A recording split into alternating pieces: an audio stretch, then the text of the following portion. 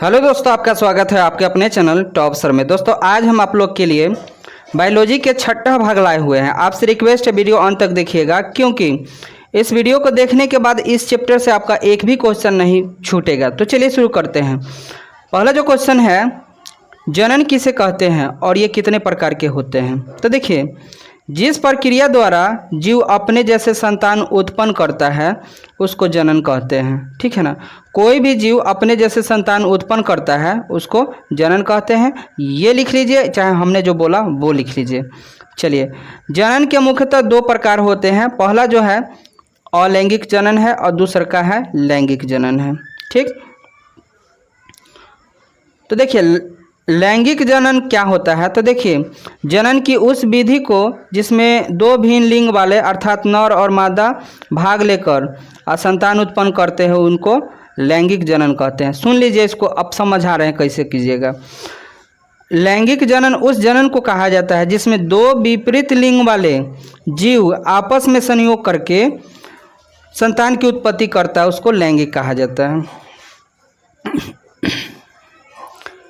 मुकुलन एक प्रकार के अलैंगिक जनन है जो जनक के शरीर के धरातल से कलिका फूटने या प्रवध निकलने से होता है। कहने का मतलब, कोई जीव है, मान लीजिए ये जीव है, इसके शरीर से ये कलिका निकला और फिर आगे चल के इससे ये अलग हो गया। ठीक, नए जीव में बदल गया। जैसे में ईस्ट हो गया, हाइड्रा हो गया।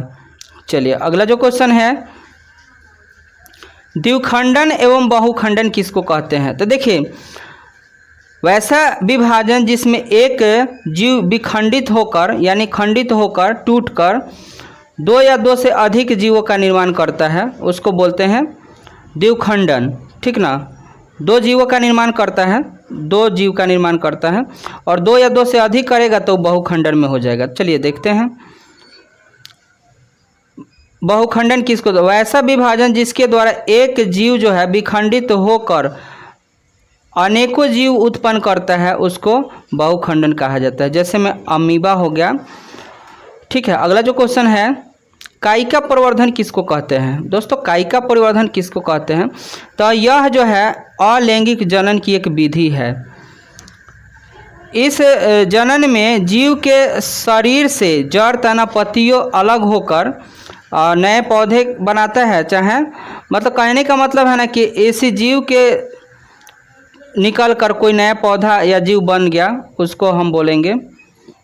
ये जीव पे भी लागू होता है, पौधे पे भी लागू होता है। ठीक है, तो कह सकते हैं कि कायिका परिवर्धन एक प्रकार का अलैंगिक जनन है। इसमें किसी पादप के कह सकते हैं, किसी पादप के जड़ तना पत्तियों से नए पौधे का निर्माण होना कायिका परिवर्धन कहलाता है। ठीक है, अगला जो क्वेश्चन है, पुनर्जनन क्या होता है। तो देखिए, पुनर्जनन का मतलब समझिए, ये तो लिखा हुआ है, इसको देख ही लीजिए, फिर लास्ट में हम जो समझाएंगे वो आप लिख सकते हैं। ठीक है, इस प्रकार के जनन में जीवों के शरीर किसी कारण से दो या दो से अधिक टुकड़े में विखंडित हो जाता है और प्रत्येक खंड अपने खोए हुए भाग को विकसित कर लेता है और पूरा शरीर बना लेता है। उसी को बोला जाता है पुनर्जनन। ठीक है ना। जैसे में एस्पाइरोगाइरा। अब देखिए, मान लीजिए कोई ये जीव है, समझिएगा, ये पूरा जीव है। ठीक, और ये टूट गया, मान लीजिए यहाँ से ये टूट गया। ठीक, और यहाँ से ये टूट गया है, ये दो भाग में बट गया है। तो ये भी पूरा कंप्लीट बना लेगा हाई, और ये भी जो है अपना पूरा शरीर कंप्लीट बना लेगा। ठीक है, बात समझ में एक बार और समझिए। मान लीजिए कोई जीव है, किसी कारणवश किसी चीज़ से टकरा गया, तो वो दो जीवों में बट जाएगा, दो भाग में बट जाएगा, और वो जो आधा आधा हिस्सा है वो अपना पूरा कंप्लीट जो है तैयार कर लेगा शरीर को। ठीक है ना, इसी को पुनर्जनन कहा जाता है। ठीक, अगला जो क्वेश्चन है, परागन किसे कहते हैं। आप परागन पर परागन की परिभाषा भी बताना है। ठीक है ना। तो पराग कणों का पुष्प के वर्तिकाग्र तक पहुंचना परागन कहलाता है। कहने का मतलब है, देखिए कोई पुष्प है, ठीक, ये कोई पुष्प है, इससे निकला कच्ची परागकण, और किसी पुष्प के है मान लीजिए इसी पुष्प के वर्तिकाग्र होगा, इसके वर्तिकाग्र, और इसी पुष्प के वर्तिकाग्र पर आ गया है यहाँ से परागकण, तब हम इसको बोलेंगे परागकण। तो निकल के किसी वर्तिकाग्र तक गया तो उसको परागण कहेंगे, ठीक है ना।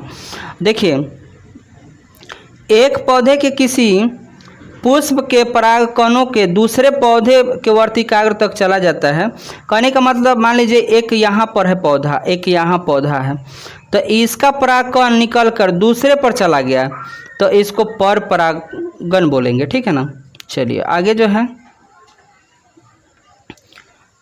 पुष्प में नर तथा मादा युग्मकों को क्या कहते हैं। तो देखिए, फूल जो होता है, फूल मतलब पुष्प, पुष्प में नर युग्मक को पुमंग कहा जाता है, चाहे पुंकेसर कहा जाता है, और मादा को कहा जाता है जयांग कहा जाता है, चाहे स्त्री केसर कहा जाता है, ठीक। चलिए आगे जो है क्वेश्चन, स्वपरागण एवं पर परागण में अंतर। देखिए, स्वपरागण क्या होता है, तो जब एक पौधे के पुष्प के परागकणों को उसी जो है पौधे के किसी पुष्प के वर्तिकाग्र तक पहुंचना स्वपरागण कहलाता है। कहने का मतलब है दोस्तों, मान लीजिए ये पुष्प है और यहाँ पर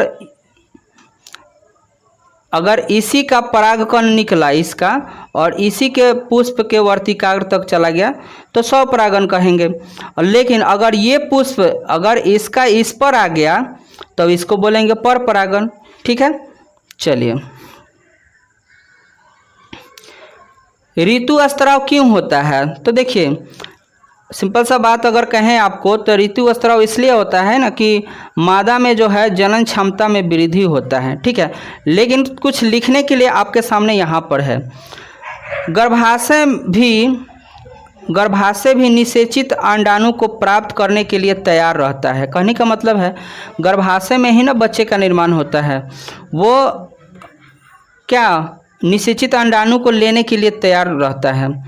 गर्भाशय की जो दीवार होती है वो मोटी तथा स्पंज हो जाती है, लेकिन निषेचन न होने पर ये धीरे धीरे टूट जाती है और रक्त जो है रुधिर एवं म्यूकस के रूप में योनि मार्ग से बाहर निकल जाता है। इस प्रक्रिया को हम लोग मेंस्ट्रुअल सर्किल भी कहते हैं, चाहे रजोधर्म कहेंगे, चाहे ऋतु स्त्राव भी कहते हैं, ठीक है ना।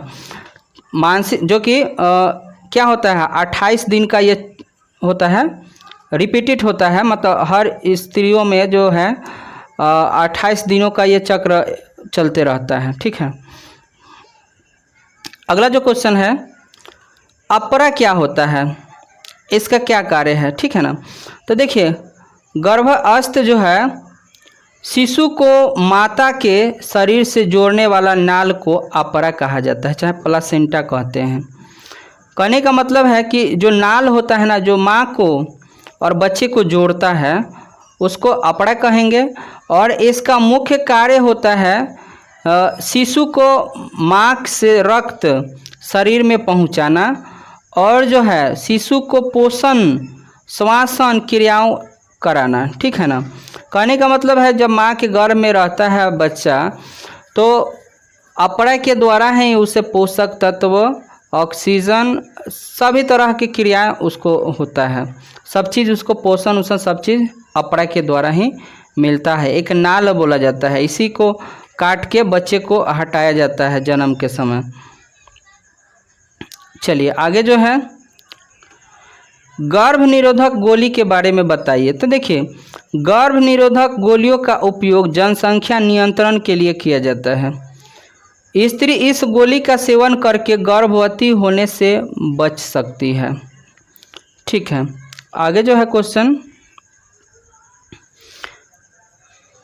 मनुष्य में होने वाले लैंगिक संचारित रोग के नाम लिखे। तो मनुष्य में होने वाले लैंगिक संचारित रोग जो है HIV के द्वारा एड्स होता है, सिफिलिस होता है, क्लैमीडिया होता है, ये सारे जो है यौन संचारित रोग हैं।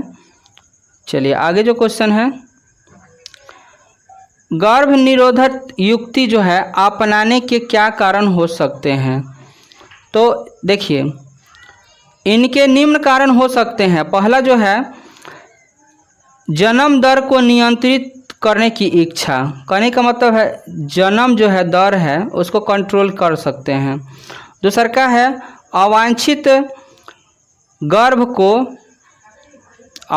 गर्भ को रोका जा सकता है।